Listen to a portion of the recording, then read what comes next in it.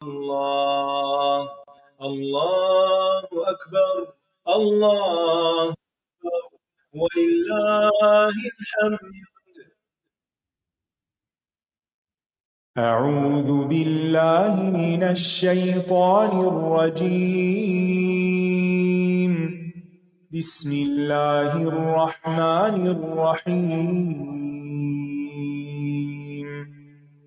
الحمد لله رب العالمين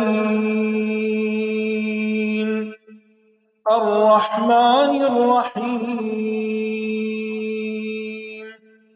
مالك يوم الدين إياك نعبد وإياك نستعين اهدنا الصراط المستقيم صراط الذين أنعمت عليهم غير المغضوب عليهم ولا الضالين.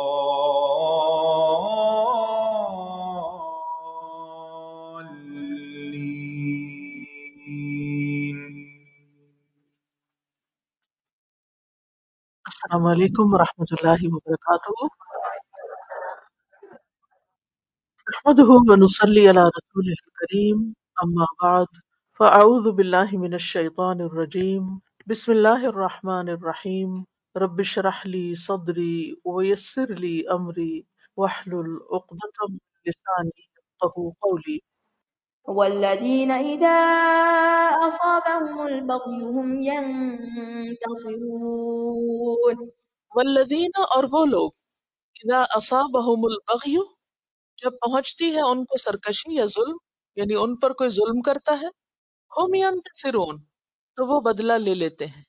کہنے کو تو یہ کہا جاتا ہے کہ مسلمان جو ہیں وہ بہت ایکسٹریمسٹ ہیں، یا یہ کہ اسلام تلوار سے پھیلا ہے، اور اس کے مقابلے میں کرسچینٹی جو ہے اس میں تو یہ حکم دیا گیا کہ اگر کوئی ایک گال پہ مارے تو دوسرا بھی پیش کر دو. اسلام میں یہ کہ اگر کوئی ایک پہ مارے دوسرا تو پیش کرنے کو نہیں کہا گیا. ہاں تم بھی مار سکتے ہو، اور اگر نہیں مارو تو معاف بھی کر سکتے ہو. یہ دو آپشنز دی گئی ہیں. لیکن کہنے اور کرنے میں کس قدر تضاد ہے. کہنے کو تو بہت کہا جاتا ہے کہ دوسرا بھی پیش کر دو، لیکن عملی شکل کہاں نظر آتی ہے اس کی. اگر کوئی ایک مارے تو پھر دو مارو، وہ تو ظلم ہے، اس کی تو اجازت ہی نہیں. جس کی اجازت اسلام نے دی ہے اس کا ذکر کیا جا رہا ہے.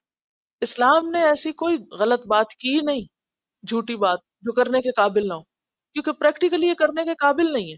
دیکھیں نا، تین چیزیں ہوں گی نا. ایک یہ کہ کوئی ایک مارے تو آپ دوسری بھی مار کھانے کے لیے آگے ہو جاؤ. دوسری یہ کہ کوئی ایک مارے تو تم بھی ایک مار لو. تیسری یہ کہ کوئی ایک مارے تو تم معاف کر دو. اسلام نے پہلی کی اجازت نہیں دی، دوسری کی اجازت دی ہے کہ کوئی ایک مارتا ہے تو اتنا بس تم بھی مار سکتے ہو. اور جو تیسری ہے یہ پسندیدہ صورت ہے کہ اگر کوئی ایک مارے تو تم اس کو معاف کر دو. یہ بھی بے حد مشکل ہے. کہاں یہ کہ اس کا دعویٰ کیا جائے کہ کوئی ایک مارے تو دوسرا گال آگے کر دو. میں نے تو عملی طور پر پریکٹیکل یہ کہیں ہوتے نہیں دیکھا، اور ویسے بھی عقل کے خلاف ہے. تو بات یہ ہے کہ بہت سی باتیں دیکھنے میں بڑی خوشنما نظر آتی ہیں اور بہت خوبصورت نظر آتی ہیں، ایموشنلی بہت انسان کو سیٹسفائی کرتی ہیں، لیکن وہ پریکٹیکل نہیں ہوتی، اور نہ ایسا ہوتا کہیں نظر آتا ہے. اسلام نے انصاف کی بات کی ہے جو ہو سکتی ہے، اور سچی بات کی ہے، اور اگر کوئی کر لے تو اس پر کوئی الزام نہیں. اور وہ کیا ہے کہ جب ان کو سرکشی پہنچتی ہے یا ظلم ان پہ کوئی کرتا ہے، اور بغی کا کیا معنی ہوتا ہے؟ حق سے تجاوز کر کے باطل کو اختیار کرنا، میانہ روی سے آگے بڑھنے کی کوشش کرنا. تو ایسی صورت میں اگر کوئی ان پہ چڑھائی کر رہا ہو تو نہ تو وہ بھاگ نکلتے ہیں، نہ وہ سر آگے کرتے ہیں کہ ہاں مار لو مجھ کو، بلکہ وہ کیا کرتے ہیں؟ اس کی روک تھام کرتے ہیں. وجزاء سيئة سيئة مثلها فمن عفا وأصلح فأجره على الله إنه لا يحب الظالمين. وجزاء سیئۃ سیئۃ مثلها، لیکن یہ بدلہ کتنا ہوگا؟ برائی کا بدلہ برائی کی شکل میں جو اتنی ہی ہو. یعنی اگر کسی نے ایک مارا ہے تو ایک ہی مارا جا سکتا ہے، اور اسی مقدار کا مارا جائے گا. یہ نہیں کہ کوئی اینٹ مارے تو اس کو پتھر مارا جائے، بلکہ جس کیفیت اور کمیت کے طریقے پہ مارا اسی کے مطابق جواب ہوگا. اگر کوئی کسی کو زبان سے کچھ کہتا ہے کوئی، تو جواب میں زبان سے اتنا کہا جا سکتا ہے، لیکن اس سے آگے بڑھ کر نہیں، وہ پھر زیادتی شمار ہوگی. یہاں پر کیا کہا گیا؟ وَجَزَاءُ سَيِّئَةٍ سَيِّئَةٌ مِثْلُهَا، بس اتنی. جیسے سورۃ الحج آیت 39 سے 41 تک کہا گیا اذن للذین یقاتلون بانہم ظلموا، جن لوگوں سے جنگ کی جا رہی ہے ان کو جواب دینے کی اجازت دی جا رہی ہے کیونکہ ان پہ ظلم کیا گیا.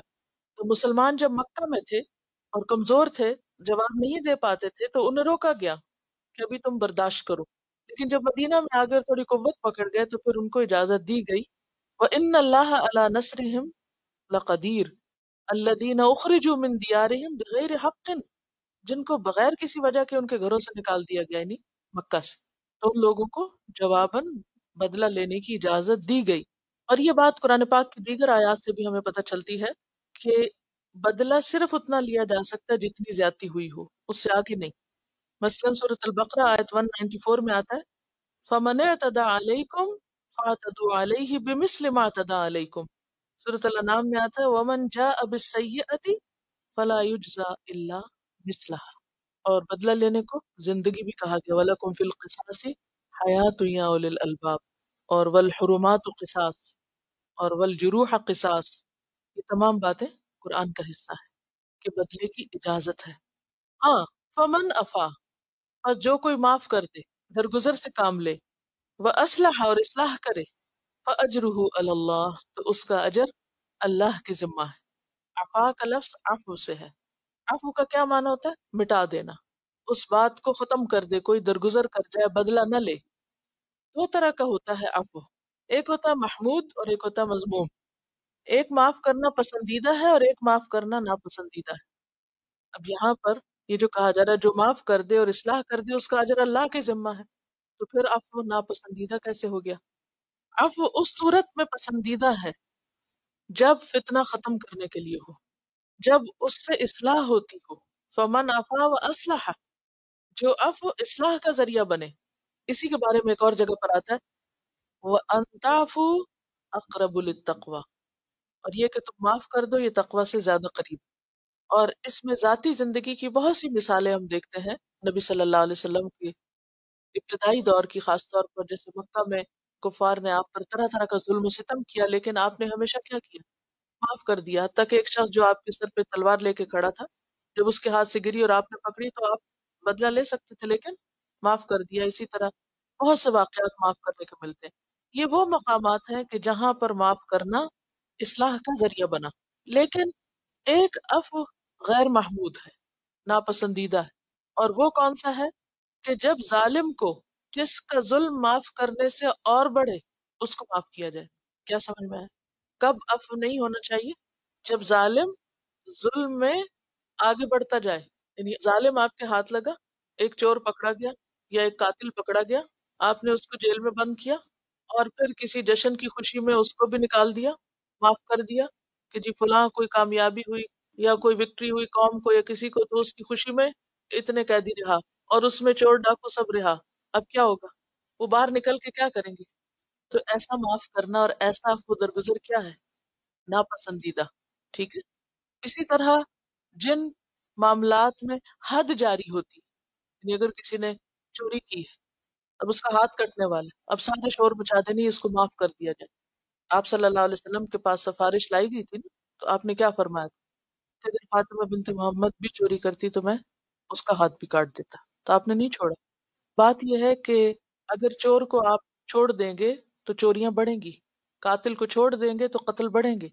لیکن جہاں حسن سلوک سے معاملات درست ہوتے ہوں، بہتر ہو سکتے ہوں، آپ دوسرے کا دل جیت سکتے ہوں، تو وہاں پر معاف کرنا زیادہ پسندیدہ ہے. فمن عفا و اصلح. اور اس کے بارے میں عربی کا ایک شعر بھی ہے اذا انت اکرمت الکریم ملکتہ وان انت اکرمت اللئیم تمردا. اس کا معنی ہے اگر تو کسی شریف آدمی کی عزت کرے گا تو وہ مدت العمر ممنون رہے گا، یعنی عرصے تک ممنون رہے، ممنون یعنی شکر گزار رہے گا. اور اگر تو کسی کمینہ فطرت آدمی کی عزت کرے گا تو وہ اور سرکش ہو جائے گا.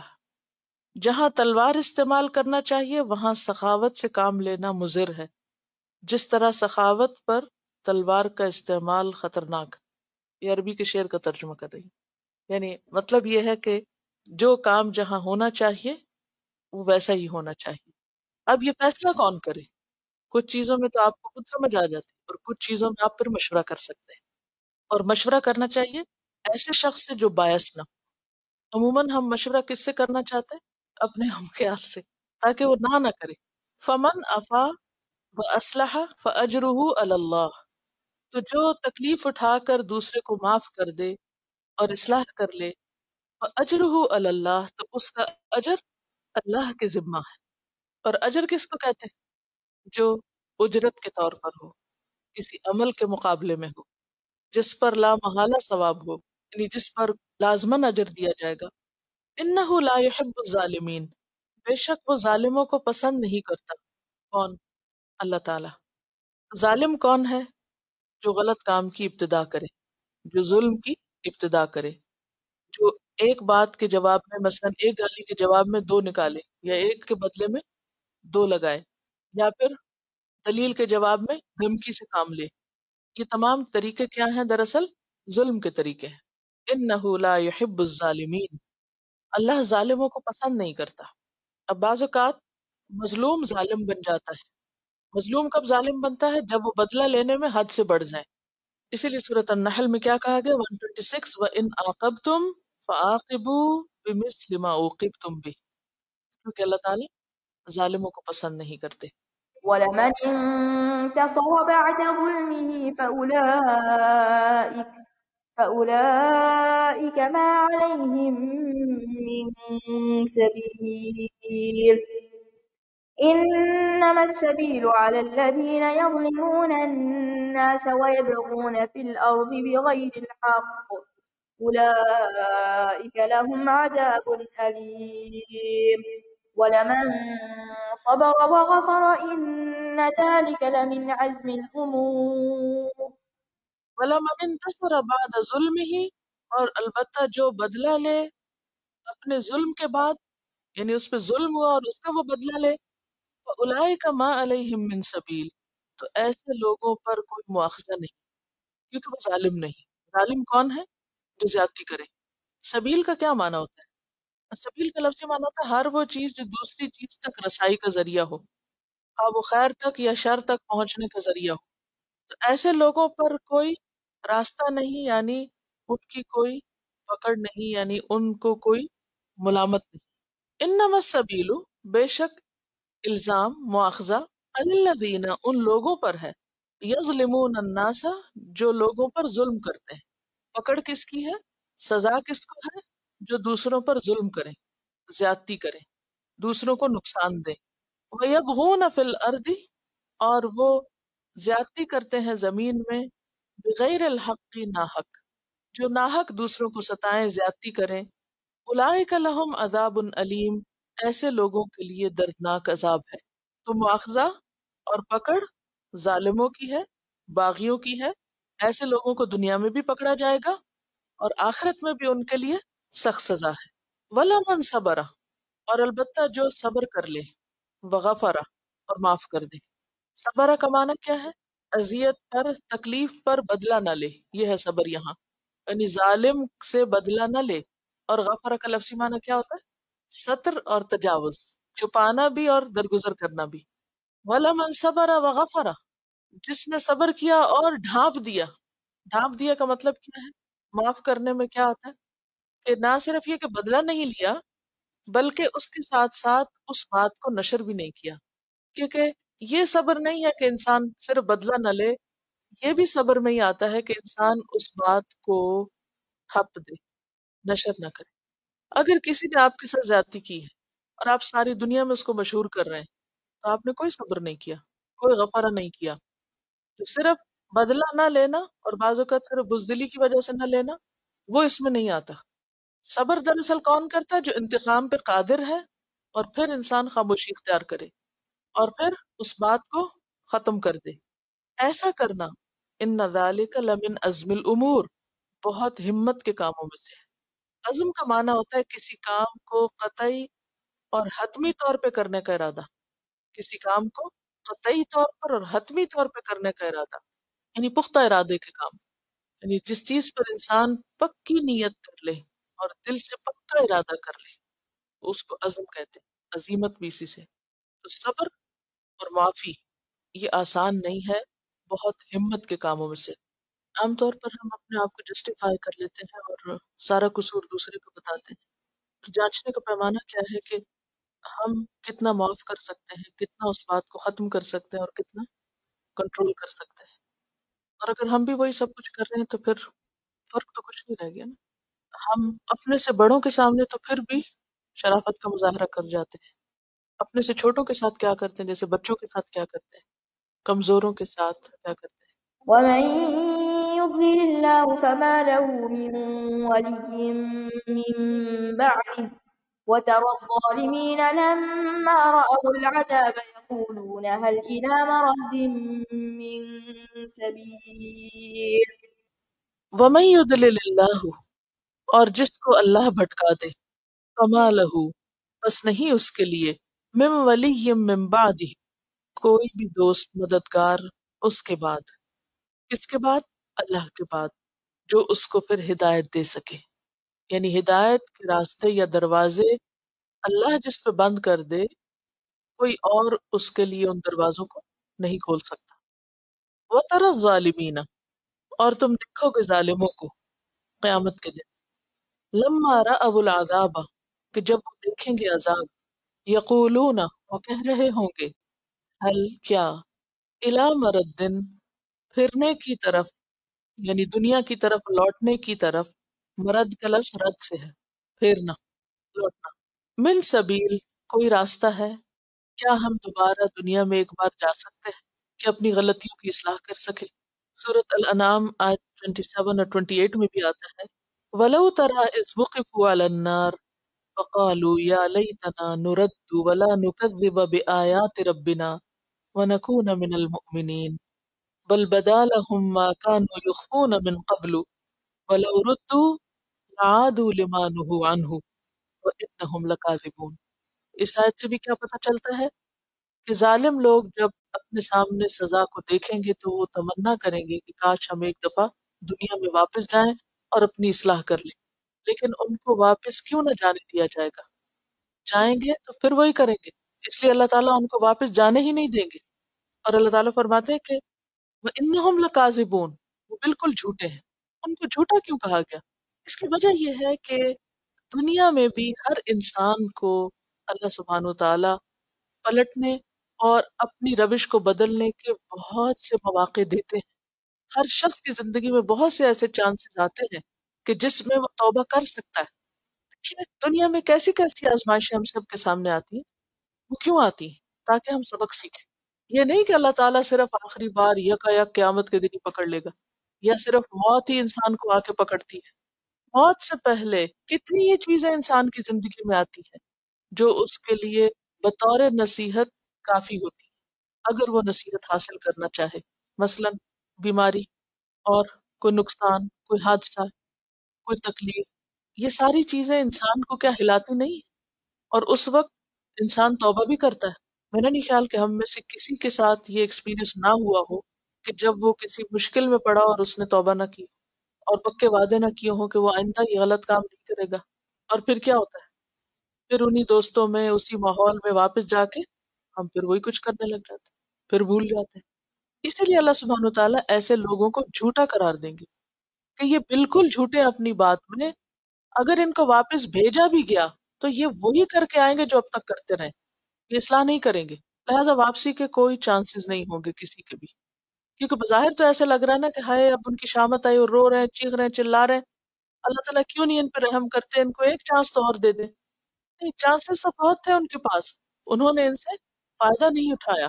وتراهم يعرضون عليها خاشعين من الذل ينظرون من طرف خفي وقال الذين آمنوا إن الخاسرين الذين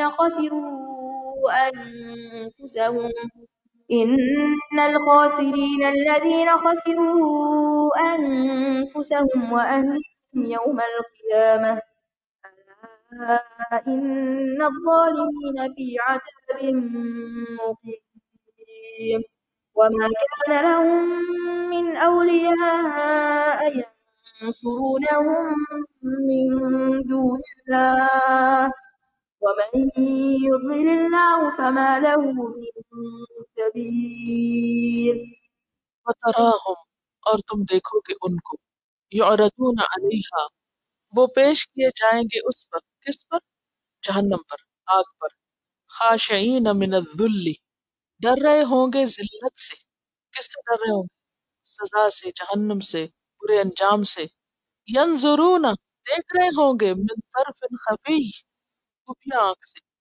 طرف کہتے ہیں آنکھ کے کنارے کو، اور خفی خفیہ، چھپی ہوئی، چور نگاہوں سے۔ انسان چور نگاہوں سے کس چیز کو دیکھتا ہے؟ جس سے وہ ڈرتا ہے، جس کو وہ فیس نہیں کرنا چاہتا، تو ادھر سے منہ موڑ لیتا ہے، دیکھتا ہی نہیں، اور ساتھ دیکھتا بھی ہے۔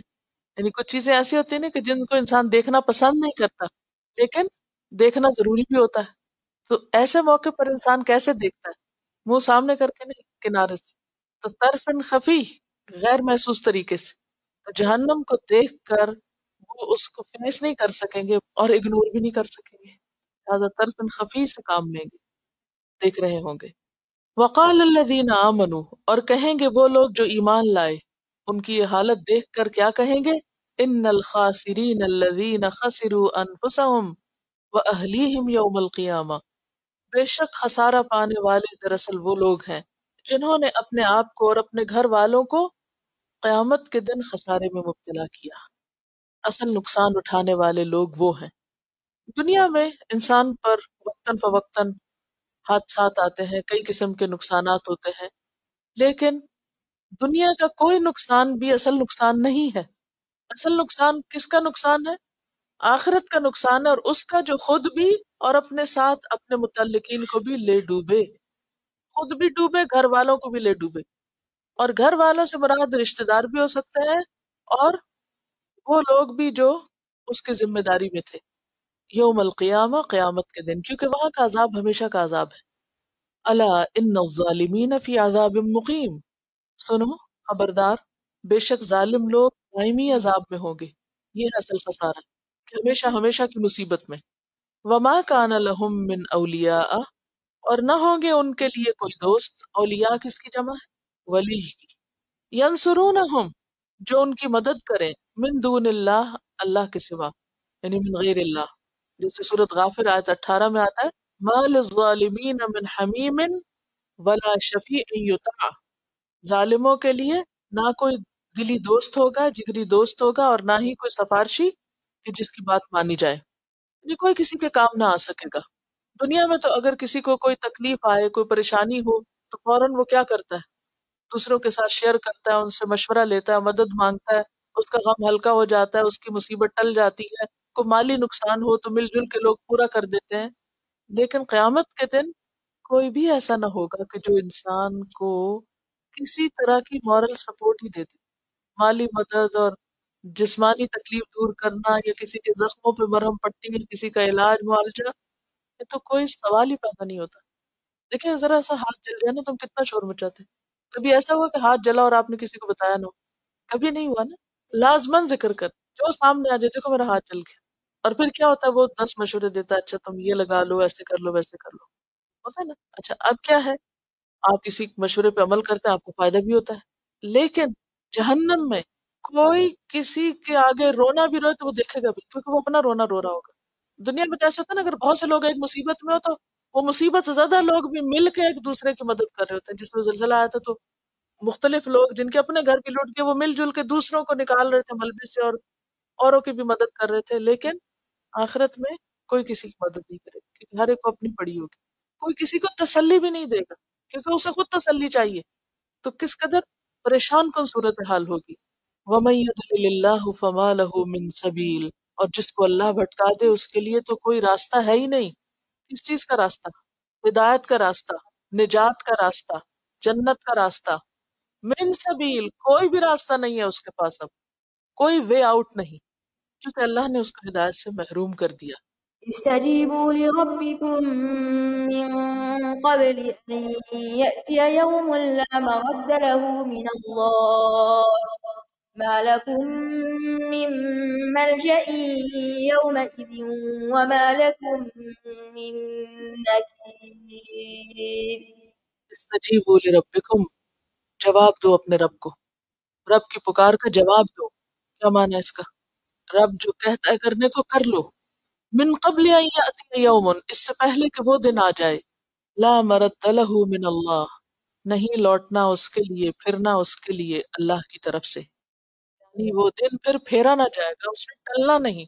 دنیا میں کیا ہوتا ہے، اگر کوئی دن ہم پہ اچھا نہ ہو، مثلا آپ کسی ایک دن صبح اٹھے، صبح اٹھتے ہی کوئی بری خبر آپ نے سن لی، کوئی آپ کے اوپر تکلیف آ گئی، کوئی پریشان کن چیز ہو گئی، بالآخر اس کی رات ہو ہی جاتی ہے نا. پھر کیا ہوتا ہے، آپ سو جاتے ہیں، سویرے اٹھتے ہیں، کل سے کچھ تو غم کم ہوتا ہے، ایک دن اور گزر جاتا ہے، غم تھوڑا اور کم ہو جاتا ہے، بیماری تھوڑی اور کم ہو جاتی ہے. وقت جو ہے وہ گزرتے گزرتے بہت سے زخموں پر مرہم پٹی کر دیتا ہے.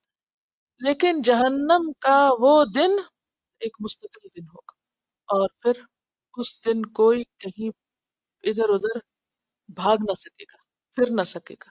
یعنی نہ تو دن نے ختم ہونا اور نہ بندہ کہیں اور جا سکتا ہے. دنیا میں تو یہ ہوتا ہے نا کہ اگر ہمارا ٹائم پاس نہ ہو رہا تو ہم کیا کرتے ہیں، اکیلے اگر ہم بور ہو رہے ہیں یا ہم تکلیف میں ہو تو کسی کو بلا لیتے ہیں، خود چلے جاتے ہیں کہیں. لیکن وہاں کسی کو ادھر سے ادھر جانے کی بھی اجازت نہیں ہوگی کہ جا کے جنتی رشتہ داروں کو ملائے، تھوڑا سا تو غم بھولے، جگہ تبدیل کر لے. لا مرد لہ من اللہ، اللہ کی طرف سے اجازت ہی نہیں کہیں جانے کی، کہیں پھرنے کی، کہیں ٹلنے کی. یقول الانسان یومئذ این المفر، اس دن انسان کیا کہے گا، کہاں بھاگ کے جاؤں.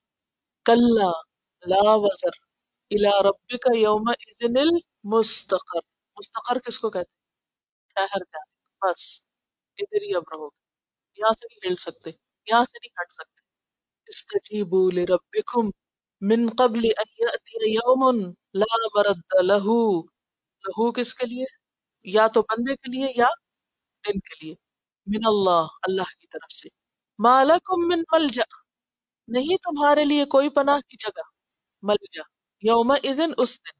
وما لکم، اور نہیں تمہارے لیے، من نکیر، کوئی مددگار. یہ جو نکیر کا لفظ ہے یہ نون کاف رے سے ہے، انکار کرنا. یعنی تمہارے لیے کوئی ایسی جگہ نہیں ہوگی کہ جس میں تم چھپ کر انجان بن جاؤ، پہچانے نہ جا سکو، کسی کی نظر میں نہ آ سکو. یہ اسی معنی میں ہے جیسے ملجا ہے. اور نکیر کا معنی جو ہے وہ انکار کے معنی میں بھی، یعنی تم اپنے گناہوں کا انکار نہ کر سکو گے. اصل میں نون کاف رے میں دو چیزیں پائی جاتی ہیں، نمبر ایک اجنبیت اور نمبر دو ناگواری. نمبر ایک اجنبیت اور نمبر دو ناگواری. نکرہ بمانے ناگوار، نازیبا، نامعقول چیز، اور نکیر کا معنی پھر کیا ہوا، نامعقول چیز، یعنی جس پر انسان ناراضگی کا اظہار کرے اور جس کو ناگوار سمجھے. تو مراد اس سے کیا ہے کہ تم قیامت کے دن انکار نہ کر سکو گے، کیونکہ جو چیز ناگوار ہوتی ہے اس کو انسان کیا کرتا ہے، انکار کرتا ہے. اور اگر اس میں اجنبیت کا معنی ہو تو مراد یہ ہے کہ تم وہاں اجنبی نہیں ہوگے، سب تمہیں جانتے پہچانتے ہوں گے. اور پھر یہ بھی کہ بھیس بدل کے تم چھپ نہ سکو گے. اور بنیادی معنی اس میں یہ پایا جاتا ہے کہ تمہاری حالت نہیں تبدیل، جو تمہارے سامنے آ گیا وہ تم کو فیس کرنا ہی پڑے گا. یعنی جو بھی حالت ہوگی اس کا تم انکار نہ کر سکو گے، اپنے گناہوں کا بھی انکار نہیں کر سکو گے، اپنی سزا کا بھی انکار نہیں کر سکو گے، اور کہیں اجنبی نہیں بن سکو گے، چھپ نہ سکو گے، جانتے بھی ہوں گے سب، بے عزتی بھی خوب ہوگی. یہ وہی ہے جو دنیا میں تو بہت نیک بنے ہوئے تھے. دیکھیے دنیا میں انسان اپنی بے عزتی اور رسوائی سے کتنا ڈرتا ہے، لیکن قیامت کے دن کوئی اس سے بھاگ نہیں سکے گا. انک من تدخل النار فقد اخزیتہ، کہ جو بھی دیکھے وہ لان تان کرتا جائے. اور یہ کس کے لیے کہا گیا، استجیبوا لربکم، اور یہ وہی بات ہے جو شروع میں کہہ دی گئی، والذین استجابوا لربہم، اور اس کی عملی صورت کیا، اقاموا الصلاۃ، اور کیا، وامرهم شورى بینہم، اور کیا، ومما رزقناہم ينفقون. اور اس کے جو خلاف کریں ان کی بات ہو رہی ہے. استجیبوا لربکم، اب جو نماز ہی نہ پڑھے، جو ایک نہ سنے، اور جہاں اللہ کے راستے میں خرچ کرنے کی ضرورت ہو وہ خرچ نہ کریں، اور باقی میں جو صفات آتی تو استجیبوا لربکم، جو اللہ کہہ رہا ہے مان جاؤ، من قبل ان یأتی یوم لا مرد له من اللہ، ایسا نہ ہو کہ ایسی مصیبت میں آپ پھنسو کہ پھر وہاں سے نکلنے کی کوئی گنجائش نہ ہو، اور نہ کوئی پناہ کی جگہ ملے، اور نہ ہی تم اپنے انجام کا انکار کر سکو، اور نہ ہی وہاں کہیں اجنبی ہو کے رہ سکو۔ بات یہی ہے کہ ہمیں آخرت کا احساس نہیں رہا کہ دن سخت کتنا ہے، ورنہ استجیبوا لربکم سن کے کون پھر چپ بیٹھ سکتا ہے؟ کتنے لوگ ہیں جو نماز تک نہیں پڑھتے؟ تو استجیبوا لربکم میں تو سب سے پہلا جو فریضہ ہے، جس میں دن میں 5 دفعہ آپ کو پکارا جاتا ہے، اقامت الصلاۃ ہے۔ اتنا کچھ سن کے بھی، اتنا کچھ جان کے بھی اگر انسان اپنی عادت نہ بدلے، کیا چیز بدلے گی اس کی؟ آیتوں کو پڑھ کر ہم پھر اپنے آپ ہی کو یاد رکھیں، اپنے آپ کو مخاطب کریں ہم، کیونکہ ایسی آیات پڑھ کر اگر ہم صرف دوسروں کے بارے میں سوچتے رہے کہ جو نہیں کرنے والے، لیکن اس میں بہت کچھ ہے جو ڈائریکٹ براہ راست ہمارے اپنے ہی لیے۔ ہم اپنی نمازوں کا حساب کریں کہ وہ کتنی وقت پر پڑھنے والے، اذان سن کر ہم نکل جائیں، اسی طرح جہاں خرچ کرنے کا موقع ہو وہاں ہم خاموشی اختیار کر لیں، جہاں مشورے کا وقت ہو وہاں ہم اس سے سر پھیر جائیں۔ تو یہ سب کچھ کس کو کہا جا رہا ہے؟ کہاں تک بھاگ سکتے ہیں ہم؟ کہاں تک اگنور کر سکتے ہیں؟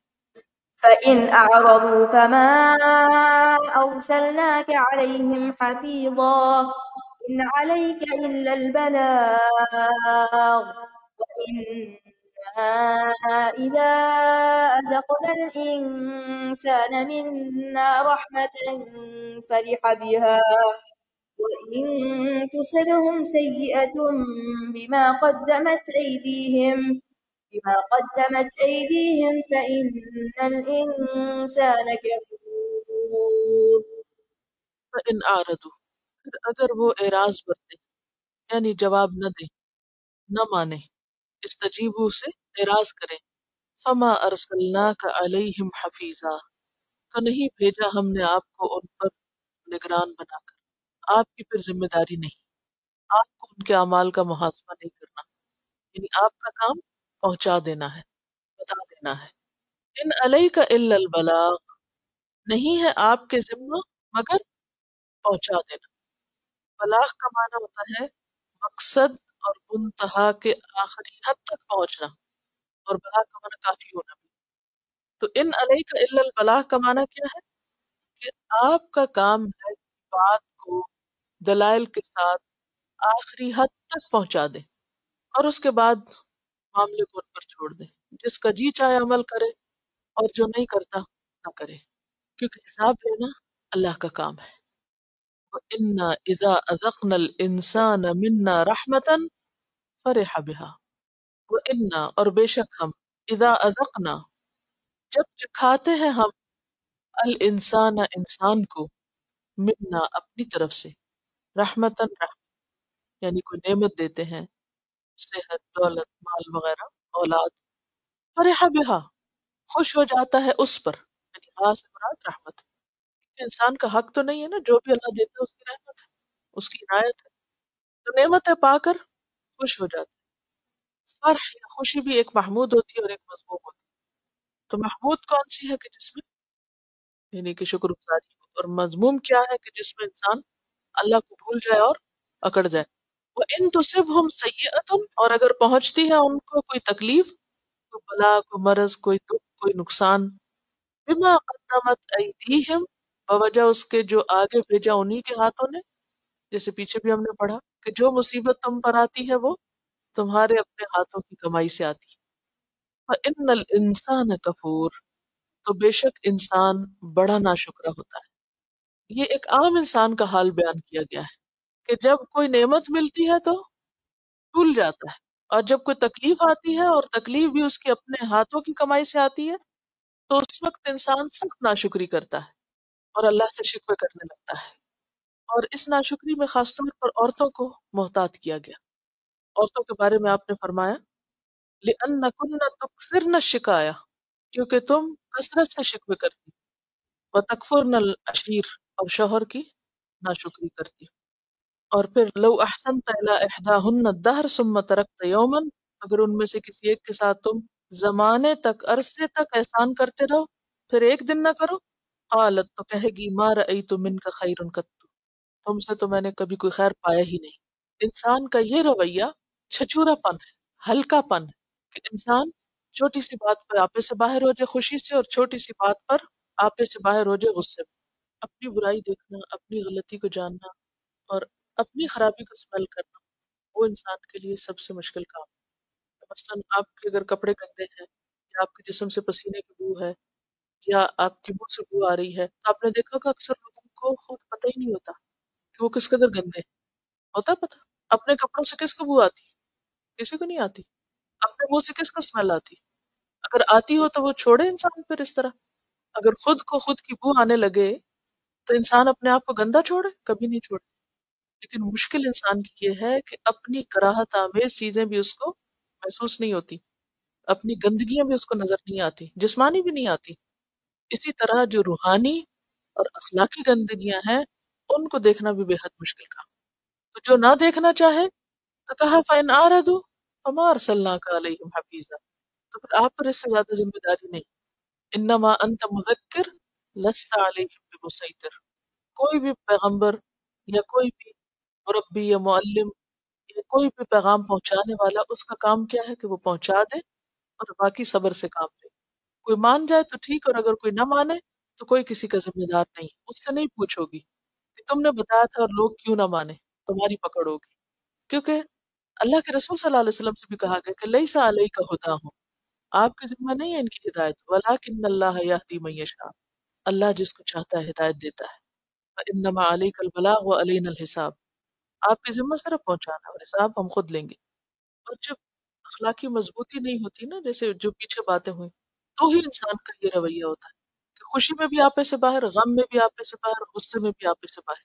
لله ملك السماوات والأرض يخلق ما يشاء يهب لمن يشاء إناثا ويهب لمن يشاء الذكور أو يزوجهم ذكرانا وإناثا ويجعل من يشاء عقيما إنه عليم قدير.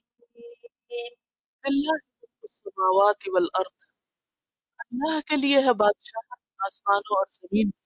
اب اللہ کی قدرت کی کچھ بات کی جا رہی ہے تاکہ انسان محسوس کرے کہ اس کا حساب کس کے پاس ہے، کون ہے وہ، کتنی قوت، اختیار اور اقتدار کا مالک. یخلق ما یشاء، اس کی قدرت دیکھنا ہے تو اس کی تخلیق میں دیکھو. پیدا کرتا ہے جو وہ چاہتا ہے، یہب عطا کرتا ہے، لمن یشاء جس کو چاہتا ہے، اناسن لڑکیاں، ویہب اور عطا کرتا ہے، لمن یشاء جس کو چاہتا ہے، الذکور لڑکے. جس کو چاہتا ہے لڑکیاں دیتا ہے، جس کو چاہتا ہے لڑکے دیتا ہے. اناس کا ذکر پہلے آیا اور ذکور کا بعد میں. دو وجوہات ہو سکتی ہیں. ایک تو یہ ہے کہ عورت کی عزت یا مقام کی اپلفٹ کے لیے، کیونکہ جاہلی معاشرے میں عورت کو حقیر سمجھتے تھے. اور دوسری جو سامنے ظاہر نظر آ رہی ہے وجہ، آیات کا جو پیچھے آپ دیکھ رہے ہیں وزن ہے، کفور اور ذکیر اور پھر یہاں قدیر، تو راہ کے اوپر آیات ختم ہو رہی ہیں. او یزوجہم، یا جمع کر دیتا ہے ان کو، یعنی ملا جلا کر دیتا ہے ان کو، ذکرانن لڑکے و اناسن اور لڑکیاں. یعنی بعض کو وہ صرف لڑکیاں دیتا ہے، بیٹا نہیں دیتا. بعض کو صرف بیٹے دیتا ہے، بیٹی نہیں دیتا. بعض کو بیٹے اور بیٹیاں دونوں دیتا ہے، اور بعض کو کچھ بھی نہیں دیتا. وَيَجْعَلُ مَن يَشَاءُ عَقِيمًا، اور کر دیتا ہے جس کو چاہتا ہے وہ عقیم. وَلَا يَلِدُ وَلَا يُولَدْ لَهُ، نہ وہ پیدا کرتا ہے نہ اس کے لیے کوئی پیدا کر سکتا ہے. تو یہ سب کس کے ہاتھ میں ہے؟ اللہ کے ہاتھ میں ہے. یہ سب اس کی قدرت سے ہے کہ جو وہ چاہے کرے اور جیسے جس کو چاہے عطا کرے.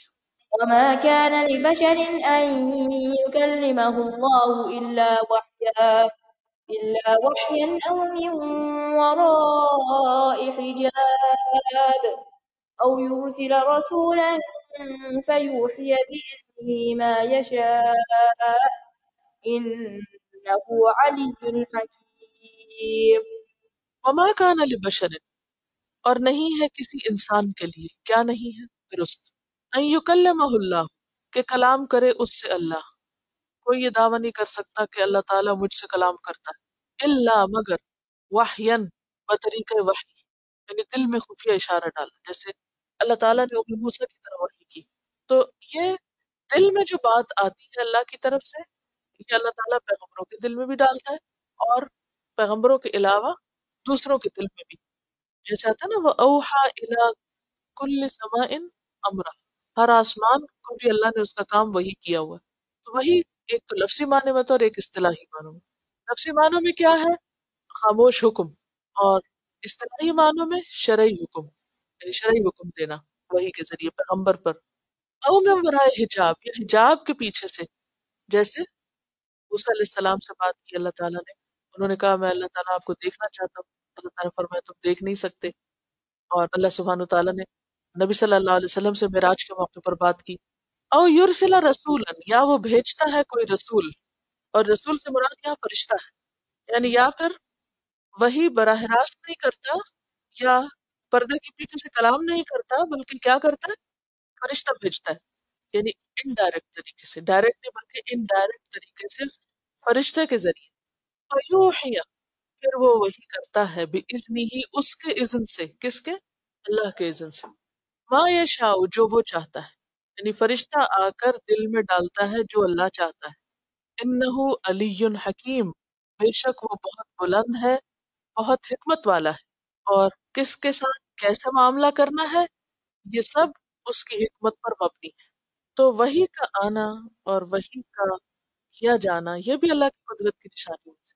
اب دیکھیں کہ حیرت انگیز چیز ہے نا وہی، کہ بغیر کسی کنیکشن کے، بغیر کسی واسطے اور ذریعے کے، اور بغیر کسی نظر آنے والی چیز کے بات دل میں ڈال دی جائے. اور نبی صلی اللہ علیہ وسلم کی اور بعض اوقات وہی ہوتی تھی، آپ صحابہ کے بیچ میں ہوتے تھے، لیکن صحابہ میں سے کوئی بھی ان کو نہیں دیکھ سکتے تھے یا فرشتے کو نہیں دیکھتے. تو یہ اللہ تعالیٰ ہی کی قدرت کی دلیل ہے. اور پھر جب وہ وہی ختم ہوتی تھی پھر آپ وہ قرآن پڑھ کر سناتے تھے، اور صحابہ کو پتہ ہوتا تھا کہ یہ بات اس سے پہلے انہوں نے کبھی نہیں سنی، اور ایسا کلام ان کے پورے معاشرے میں کوئی لکھ نہیں سکتا، کوئی بتا نہیں سکتا، اور اس آن کی آن میں کوئی بتانے آیا بھی نہیں ہے. یہ ایک صریح دلیل ہوتی تھی آپ کی صداقت کی. اور پھر یہ بھی ہے کہ آج کے دور میں اس بات کو سمجھنا نسبتاً آسان ہے کہ جیسے وائرلیس کمیونیکیشن جب سے آئی ہے تو اس ذریعے سے، سگنلز کے ذریعے سے ایک جگہ سے دوسری جگہ پیغامات اس طرح پہنچائے جاتے ہیں.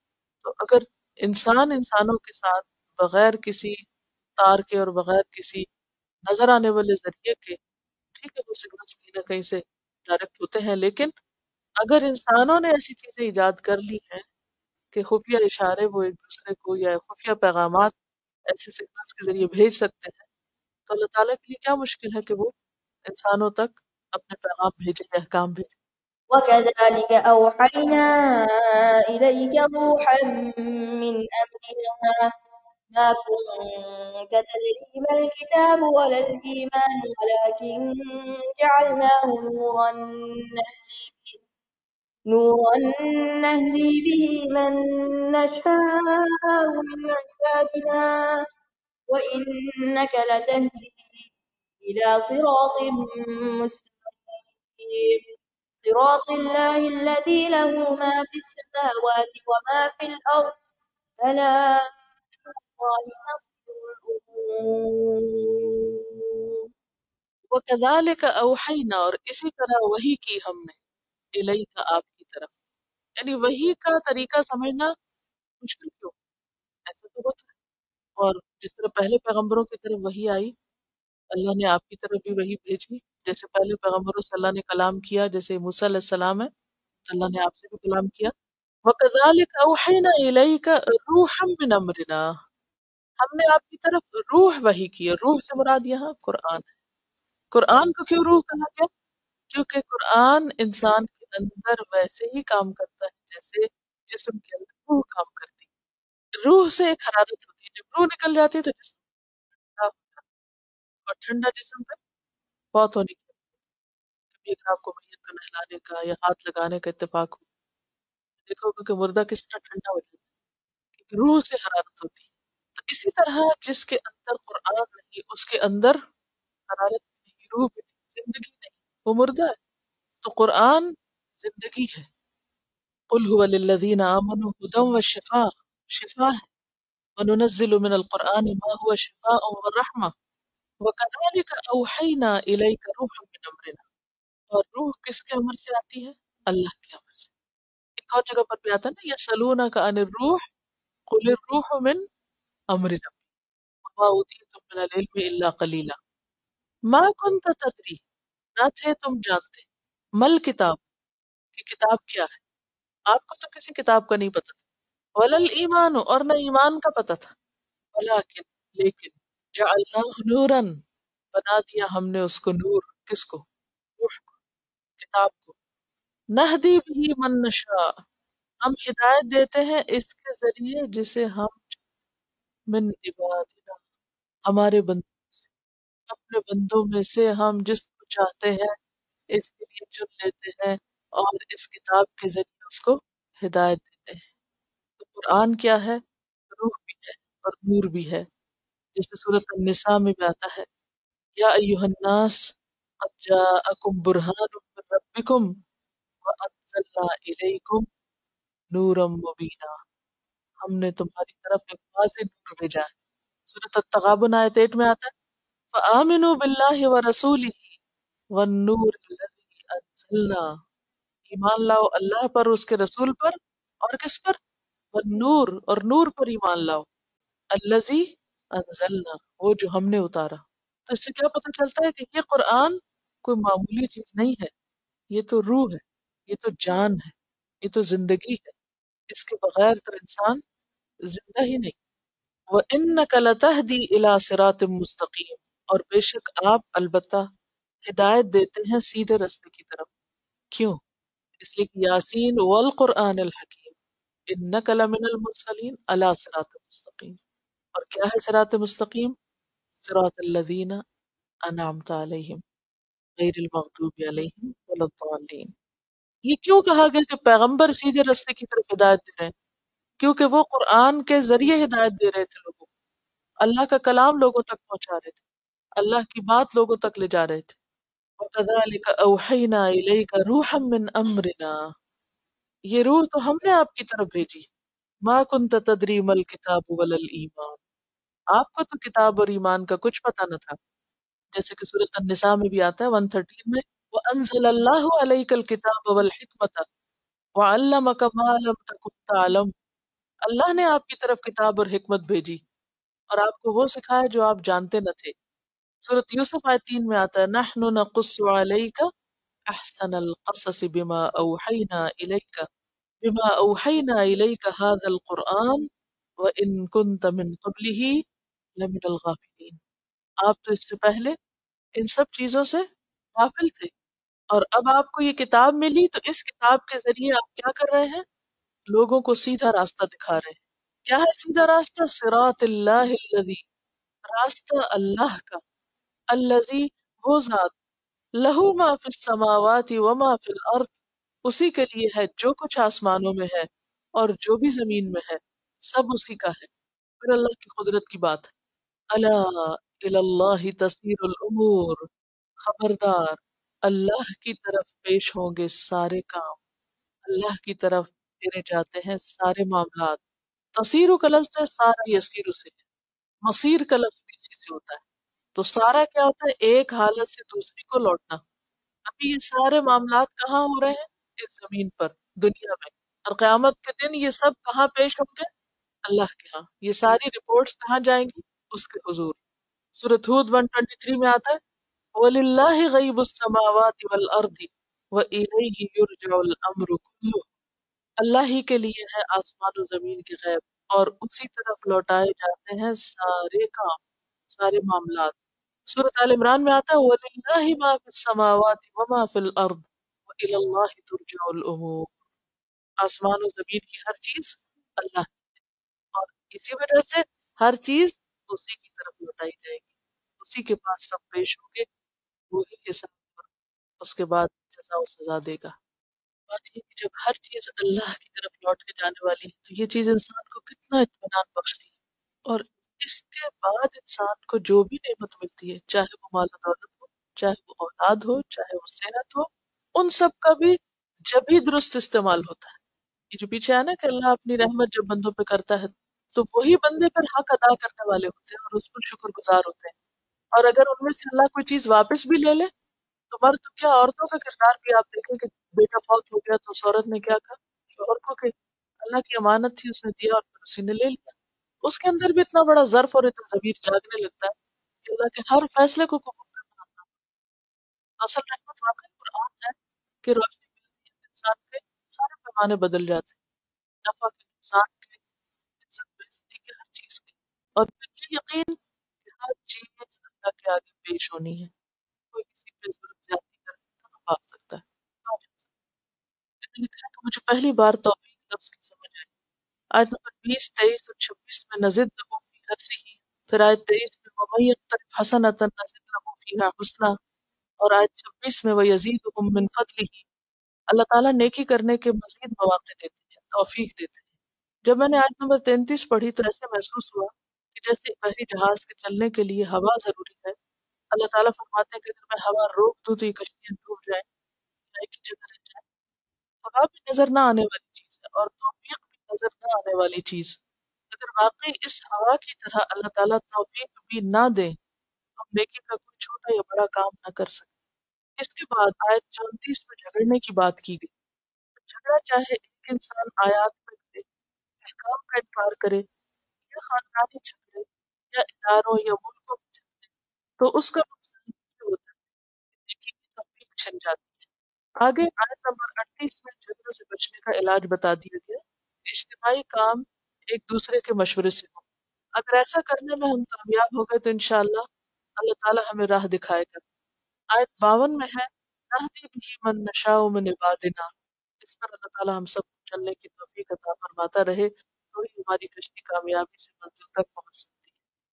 آج کے لیے اتنی کافی ہے. آخر دعوانا الحمدللہ رب العالمین. سبحانك اللهم وبحمدك أشهد أن لا إله إلا أنت أستغفرك وأتوب إليك. السلام عليكم ورحمة الله